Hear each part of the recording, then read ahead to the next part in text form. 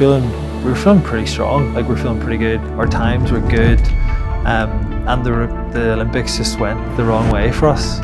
Whatever happened, and coming into it, then after that, you ask yourself, was it worth it? Because you went and you had such high expectations that you don't reach. And then whenever I came back the year after, I sort of like really had to sit with myself and say, you're coming back to win a medal at this Olympics or not?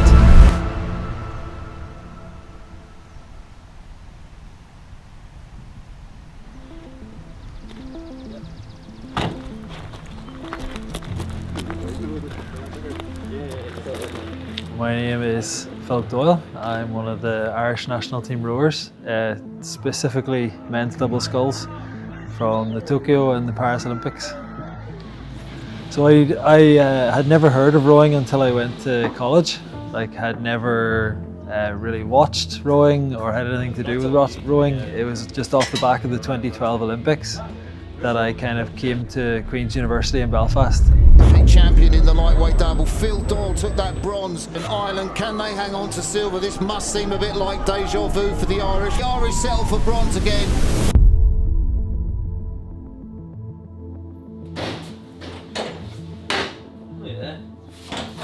When I went to medicine, I realised that I might not be able to do sport and such an intense college degree, so I gave up the sport whenever I went in. Well, people told me I had to, and I listened to them, which was silly of me. And then whenever I got to college, I realised, I might try something new.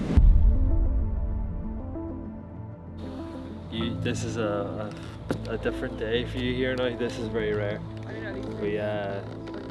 This is usually about 10 feet lower, because this is a dam at the bottom, but the water level changes a lot. But see, if you break a world record here, it doesn't count because there's too much flow.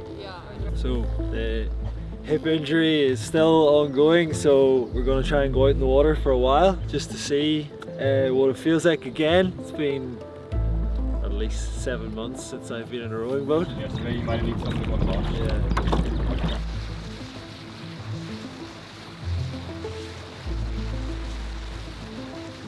So for the last 2 or 3 years, I have had quite a significant amount of hip and back pain. I've always just kind of pushed through because there was the Olympics coming, or there was something coming, you had to qualify, then the Olympics was there, then there was no real time to step back and organise like properly fixing it. And then last year, I was on the fence of whether I would give up, retire from international sport or not. And then I decided to come back, and when I decided to come back, it was so late, and to qualify for funding again for the next year, there was like pressure to push to get to the World Championships and try and win a medal, which we did. I really enjoyed rowing, and I enjoyed like the camaraderie and the team, but whenever I got to the end of college, I was going to work, and that was going to be the end of it, and I didn't realise there was this whole other international rowing scene. Everyone always asks me, how do I balance like working as a doctor and rowing? And to be honest, I do it out of necessity, because I don't like to choose between the two. Last year I thought after Paris I would retire. So we thought we'd try something to see what would be our next sport. And we thought naturally it would have to be an Ironman. My name's Ross. I'm 27 years old. I've known Phil since he was 25, so I've known him for 9 years now. He's getting old. I'm from County Fermanagh in the north of Ireland, and I've been rowing for about 11 or 12 years now. On land, we've trained together loads. I suppose we hit it off pretty quick. We trained together in Queen's. That was Phil's final year at Queen's, and it was my first year at Queen's. So yeah, we started training together. I'm a sweep rower, Phil's a sculler. I started sculling when I came to Queen's, and then Phil would have taught me a lot whenever I was there. He kind of took me in under the wing. He was a bit of a big brother. And he said, right, let's book it. And I said, no, buy a bicycle first.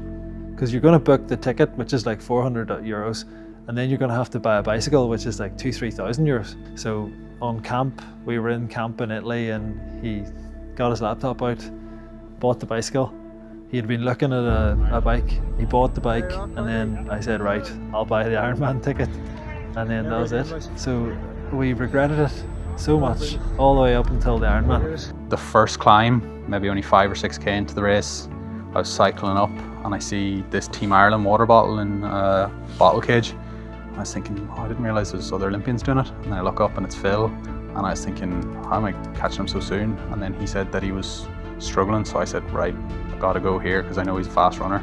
As soon as I got off the bike, I just pictured his big ass waddling away, and I ran after it, and I gave it a good slap on the way past, and I passed him out, and I beat him by 4 minutes.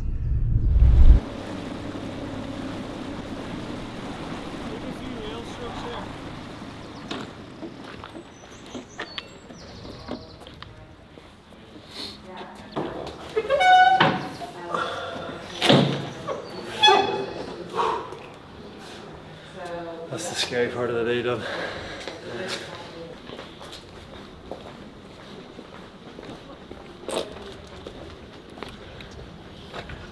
So this is the, do you remember I said this, the reason why the rowing centre is here in Cork and not in Dublin or somewhere more in the middle of the country? Because Cork is obviously at the very bottom of Ireland.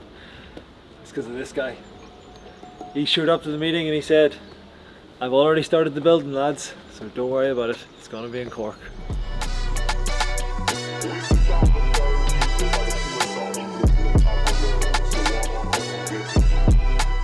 So one thing that rowing has that a lot of other sports don't have is misery.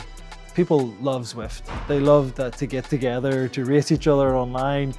You're not just sitting in one place and nothing's happening around you. But like that's the whole thing, and then all of a sudden your time, it was like a 30-minute row, you're 8-9k done and you haven't even thought about how the time has passed. Something to take away the monotony of just sitting on a rowing machine in one spot. Like that's what rowing is really needed, that platform that EXR provides. So I think like that's what the rowing space really needs. EXR breaks down that first 30 minutes of monotony that rowing just doesn't need to have, and it just breaks that barrier perfectly. Wow. Yeah, so this is actually the first time I've got to sit in front of camera and tell my side of the story on the rib. 70 days before the Olympics, I broke Phil's rib. What he's not saying is how fragile he is as a person. So he looks big and strong, but Phil, we actually have a nickname in the team for him. He's called Glass Rib Doyle because his ribs are so fragile. Yeah, so it was 70 days before the Olympics. We've just won a medal at the Varese World Cup. I've just gone for a little trip to Paris. Myself and Ross were living together in a cottage just over there, and we were messing, and I flicked the back of his knee, reached in, and then he went, "Stop that!" And he punched me. No, here. It was here. So 70 days away from the Olympics, I was in an MRI scanner figuring out that my rib was broken, thinking, what the frick? What am I going to do here? Until eventually then I just had to say to him, look man, I'm really sorry for what's happened here. I didn't mean to break your rib, and we have to just get past it. I was like, it's not helping either of us right now. And it was tough when I was worried from the fact that the Olympics was so close. They were on such, they were just off the back of a medal. But what he hasn't actually said as well is the fact that the next World Cup he went to, he won a gold medal, and it's his only gold international rowing medal. So if you look at it that way, he then came out of that rib injury the best he's ever been.